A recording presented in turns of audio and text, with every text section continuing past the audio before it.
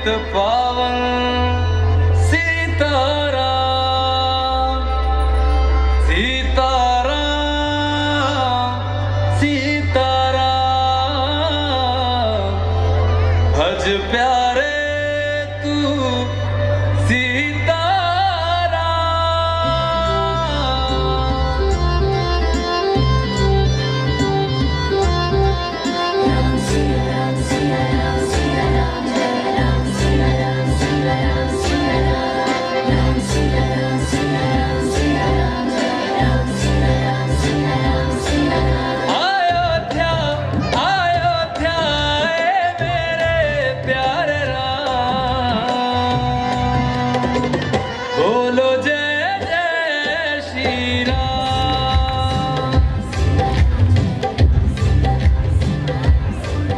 ಬಹುಕಾಲದಿಂದ ಸ್ಥಿತವಾಗಿದ್ದ ನಮ್ಮ ಆರಾಧ್ಯ ದೈವ ಶ್ರೀರಾಮಚಂದ್ರನ ಭವ್ಯ ದೇಗುಲವನ್ನು ನಾಶ ಮಾಡಲಾಯಿತು.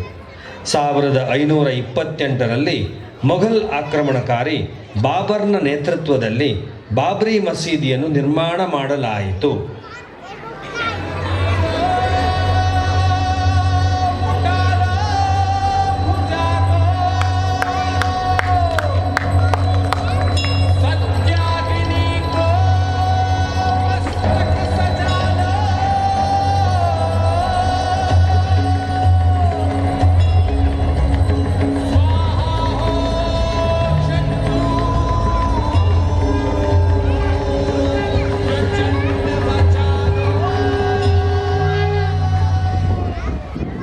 ಮೊಘಲರ ದೌರ್ಜನ್ಯದಿಂದ, ಪೀಡನೆಯಿಂದ ಹಾಗೂ ಮತಾಂತರಗಳಿಂದ ಹಿಂದೂ ಸಮಾಜವು ಆತ್ಮಸ್ಥೈರ್ಯವನ್ನು ಕಳೆದುಕೊಂಡು ಪ್ರತಿಕಾರ ಶಕ್ತಿಹೀನವಾಗಿ ಅನ್ಯಾಯವನ್ನು ಸಹಿಸಿಕೊಳ್ಳಬೇಕಾಯಿತು.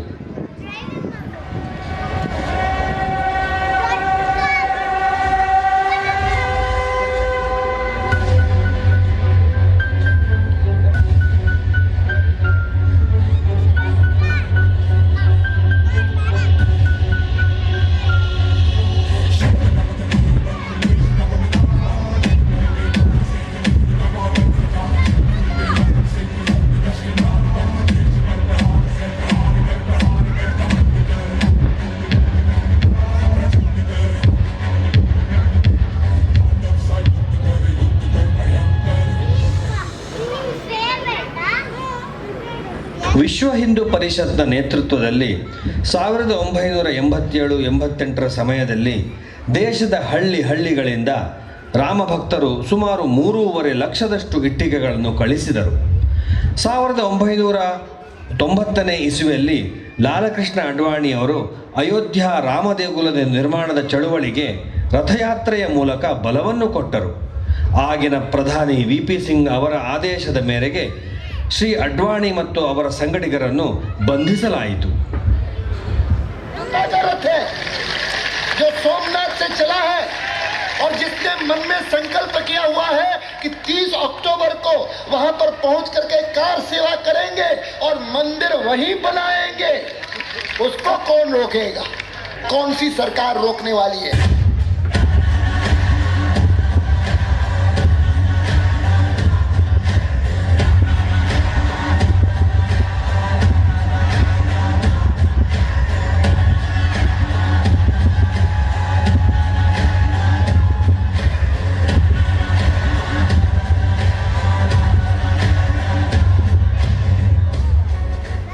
ನ್ಯಾಯದ ದಾರಿಯಲ್ಲಿ ಮುನ್ನುಗ್ಗಲು ಹಲವಾರು ಬಾರಿ ನ್ಯಾಯಾಲಯಕ್ಕೆ ಅರ್ಜಿ ಸಲ್ಲಿಸಲಾಯಿತು.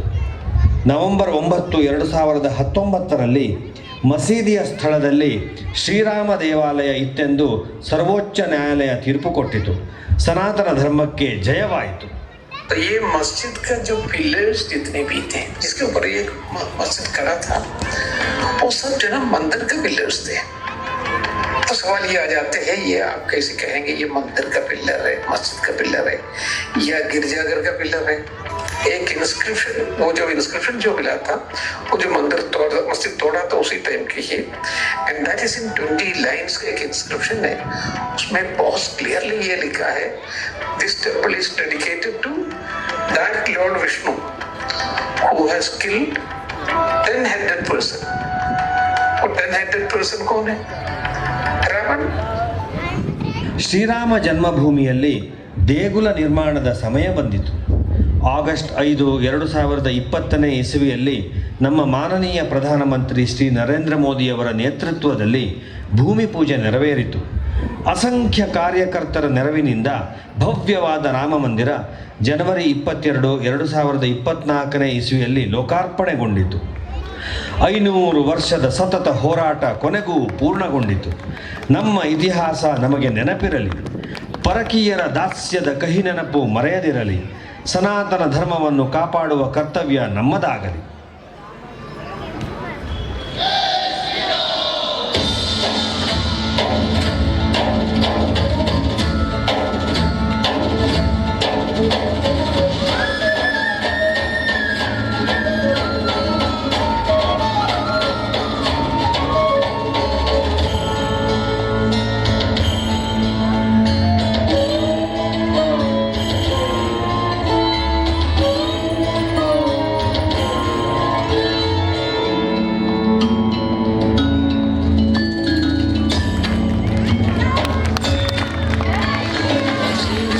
सुन्दरं